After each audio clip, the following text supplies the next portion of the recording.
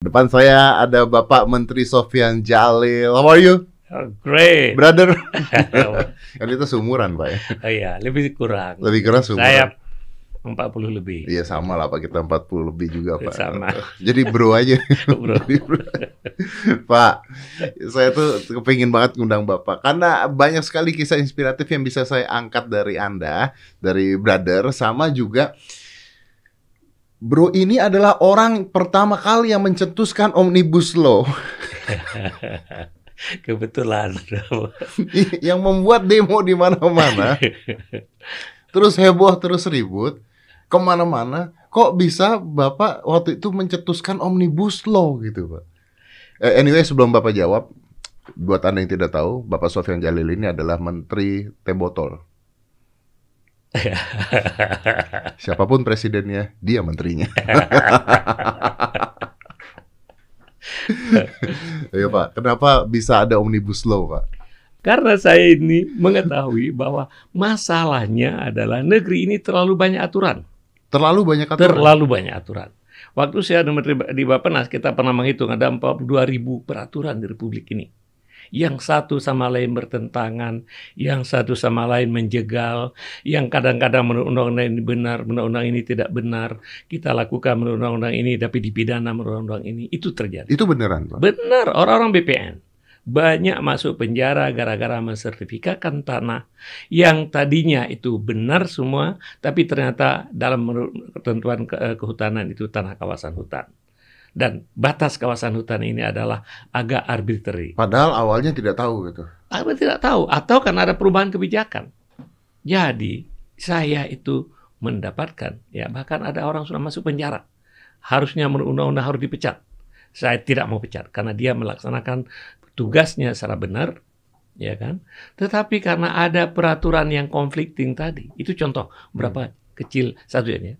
Jadi untuk diketahui, karena begitu banyak aturan itu, maka presiden siapapun kalau tetap berjalan dengan cara yang ada, tidak akan mendapatkan hasil yang berbeda. Nah ini Pak, ini saya potong ya Pak ya.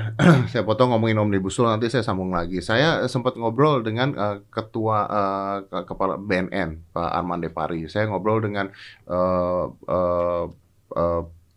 polisi juga, beberapa polisi juga tentang narkoba. Saya ngobrol dengan Pak Yasona. Mereka semua mengatakan bahwa saya tuh nggak mau masukin orang pakai narkoba ke penjara, nggak mau. Saya. Cuman aturannya kayak begitu Itu katanya. betul. Saya tuh nggak mau penjara tuh penuh, udah nggak manusiawi. Itu katanya Pak Yasona loh. Betul. Tapi aturannya begitu. Betul. Nah, kalau misalnya begitu Pak, artinya seorang presiden ketika mau menjalankan sesuatu untuk rakyatnya, nggak bisa juga dong. Betul. Dia mati juga kena aturan-aturan yang dibuat oleh undang-undang dong. Betul. Itulah sumber masalah kenapa kita perlu Omnibus Law. Bukan itu nambah aturan Pak Omnibus Law? Bukan. Justru satu peraturan undang-undang sekarang ini meluruskan, membereskan, mensinkronkan 79 undang-undang. Jadi 79 undang-undang saling bertentangan ini kita bereskan dengan sebuah Omnibus Law. Jadi secara filosofi, Dedi, kalau presiden dipilih oleh rakyat, kenapa? Karena presiden berjanji akan melakukan A, B, C, D. Janji nih. Janjinya. Tetapi kenyataannya, begitu presiden dipilih dan terpilih, presiden nggak bisa melaksanakan janji itu. Karena terlalu banyak undang-undang yang dibikin sejak yang dibikin di masa lalu, karena dulu banyak masalah lah ya, yang karena pendekatan sangat sektoral, undang-undang dibikin oleh Menteri Kehutanan, dimenteri oleh Menteri ini, Menteri itu, gitu, Menteri ATR, yang sangat berpikir sektoral. Benar menurut saya, tapi kalau berhadapan dengan yang lain dia menjadi tidak benar. Akibatnya presiden itu, ibaratnya, presiden ini katakanlah seperti kapal mau masuk pelabuhan. Di muka pelabuhan penuh dengan ranjau. Sehingga kalau kapal itu masuk salah manuver, udah. Ya, seperti saya bilang orang BPN tadi, yang salah sedikit masuk penjara. Nah, berarti Bapak mengakui bahwa banyak juga orang-orang di penjara sebenarnya nggak salah. Cuman karena aturannya. Karena aturannya. Betul. Begitu. Padahal dia bukan orang jahat. Betul. Itu terjadi. Karena ada orang yang melakukan sesuatu dengan itikat baik, gitu kan. Tetapi kemudian karena definisi kerugian negara yang sangat loose, yang sangat ini, akhirnya dihukum. Banyak kejadian. Orang BPN, beberapa orang masuk penjara yang menurut saya tidak bersalah. Nah, jadi kembali ke Dan nggak bisa dibantu itu, Pak? karena begini, Karena aturan nggak bisa dibantu juga karena ada undang-undangnya gitu ya. ada undang-undangnya. Wah, ribet tinggal di Indonesia, Pak. Makanya, oleh sebab itu Presiden mendapatkan ide bahwa ini harus kita selesaikan.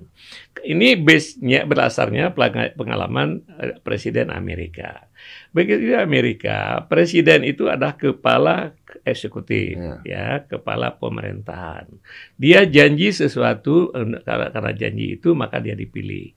Maka begitu dia dipilih, maka dia membuat omnibus law, executive order untuk melaksanakan janjinya. Ada aturan-aturan yang bertentangan itu dia kesampingkan, gitu loh. Dimungkinkan di kita selama ini itu tidak dilaksanakan. Maka omnibus law adalah untuk dalam rangka melempangkan, membereskan ya undang-undang yang bertentangan tadi supaya tujuan bisa tercapai. Tapi kan itu tidak menjawab bahwa Presiden akhirnya memiliki kekuatan untuk menjalankan sesuatu yang bertentangan dengan undang-undang Omnibus Law ini, Pak. Enggak, makanya undang-undang harus kita ubah dengan undang-undang. Jadi Omnibus Law adalah sebuah undang-undang untuk mengubah undang-undang yang bertentangan tadi. Bukan hanya cipta kerja? Dalam bidang cipta kerja. 79 undang-undang yang mempengaruhi pencipta lapangan kerja. Ya, tapi kalau Pak Sofyan Djalil mengatakan begitu, artinya ini masalahnya bukan hanya di cipta kerja. Betul. Nanti akan diperlukan barangkali Omnibus Law yang lain. Iya dong. Betul. Logikanya gitu dong. Betul. Omnibus ITE. Betul. Yang bertentangan yang seperti itu, kenapa terjadinya pertentangan tadi? Karena selama ini undang-undang dibikin oleh pemerintah. Siapa pemerintah? Menteri, ya kan? Kemudian dengan DPR itu menjadi undang-undang. Kurangnya koordinasi dalam waktu proses pembuatan undang-undang. Sehingga benar dalam perspektif ini menjadi tidak benar dalam perspektif ini misalnya. Itu sumber masalah. Kembali cerita Pak Arman Depari tadi. Itu di Aceh ada pengalaman bagus. Di Aceh mereka bikin perda, ya, peraturan daerah di Aceh karena istimewa. Maka ada 27 kejahatan kecil yang tidak boleh ditanganin oleh kepolisian dan kejaksaan. Harus diselesaikan oleh masyarakat dengan kearifan lokal, dengan adat. Itu penjara di sana itu berkurang rata-rata mungkin setengah. Loh, iya Pak, orang pakai narkoba sama orang korupsi lebih kesian yang narkoba penjaranya hukumnya, Pak. Ya, terutama pengguna. Oleh sebab itu saya sepakat. Itu ada dalam konsep hukum disebut dengan restoratif justice. Ya. Jadi yang harus dihukum adalah yang kriminal, bukan yang korban. Kalau ke pemakai narkoba adalah korban. Kalau itu